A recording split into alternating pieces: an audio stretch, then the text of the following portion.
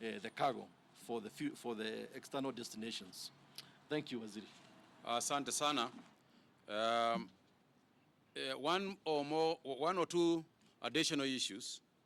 One of them has got to do with the arrival of some patients. Arrangements have been made for those people who had gone to India at their own costs. Let me add, at their own costs. Some patients will be returning home, I believe, today.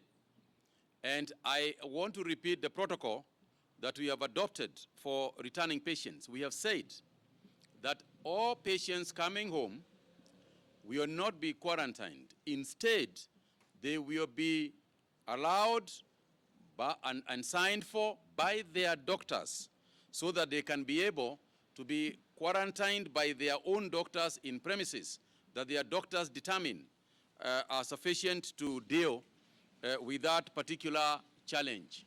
So we don't want speculation to say so-and-so was released, so-and-so was not. It is persons who are released to their doctors. They are the ones who are given that permission. So there will be those people. Secondly, is just to add that we have noticed also the issue of the curfew. And I want to urge that people do not break the curfew laws or the curfew regulations, because severe action will be taken against them. And I just want to reiterate, please stay at home after 7 p.m. And in addition to that, we are asking our citizens, as we had done earlier, if you do not have to work from an office, work from home. And as I said, it is important for us to do this. It is important for us to practice this. Because for those people who have been saying lockdown, lockdown, essentially that is what it would mean. It would mean that every person works from home. So we might as well, before a lockdown, or rather than announce a lockdown, we might as well just stay at home and work from home. And we have reiterated this. So nitaka kuongeza hapo kidogo, niwaambie ndugu zetu na dada zetu wale ambao wako area zile nilitaja, area ya Eastleigh hapa Nairobi, area ya Old Town pale Mombasa, tunajua ya kwamba yale maneno tumetenda itakuwa nguvu kidogo kwenu, ni ngumu kidogo, kwa sababu mtu hawezi kufanya vile amezoea na vile hufanya kila siku. Lakini ni lazima tulinde watu, ni lazima tulinde Wakenya pahali popote walipo.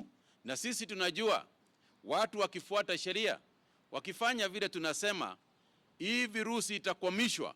Hapo ndani ndio wale ambao wameambukizwa na hiyo virusi wawekwe katika quarantine facility.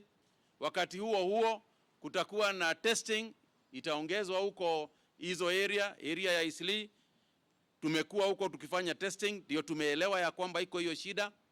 Vile vile tunatembea area zingine, tunajua na tunaendelea kufanya testing area ya Kawangware, na pia tunaangalia ni area zingine, na tukiona virusi imezidi hizo area, ni lazima tunafanya vile tumefanya na hapa na area za Eastleigh na Old Town Mombasa. Kwa hivyo tunawasihi watu, tafadhali tufuate sheria, tafadhali tufanye vile serikali inasema, kwa sababu serikali inataka kuona mema yakifanyika. Hatutaki kuona watu wakikufa wakiwa nyumbani kwa sababu wanaogopa kupelekwa quarantine.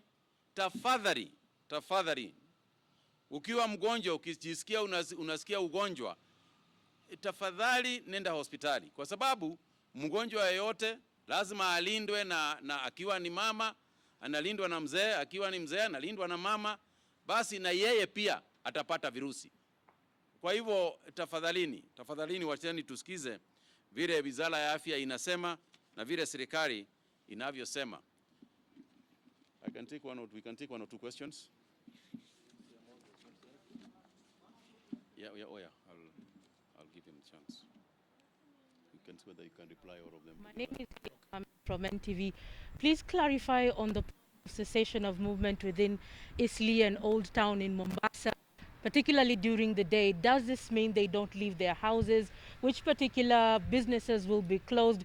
We know Eastleigh particularly is a business hub. How will this all work out for those who will be affected to understand clearly how this will be done and whether there will be any repercussions for those found walking around during the day? The order will be very clear. The order will be given, by the, as I said, by the ministry concerned.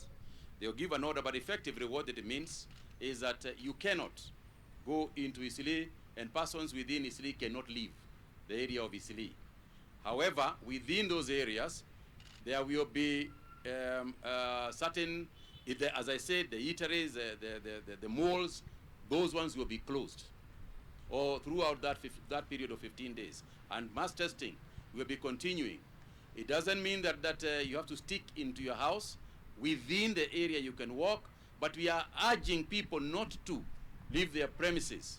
What we don't want to do is to lock people inside their houses. But we are saying, as much as possible, stay within the house and send somebody, move out only when you must to get something or whatever.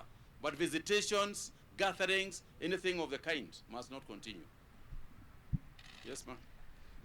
Stephen Leto here. There is concern that some of the patients who turn positive, or some of the people who turn positive, do not show the signs of COVID. In the numbers, for instance, announced today, the 47, what is then the percentage of asymptomatic patients and the vice versa? Yeah. You'll deal with that. Nancy Okware from KBC. You've talked of the reduction of the workforce, especially at the Ports Authority. What will be the implication, especially on the output, and are the members of staff that are going home going to be paid? So I need you to clarify if it's paid leave or what happens. And also the question is,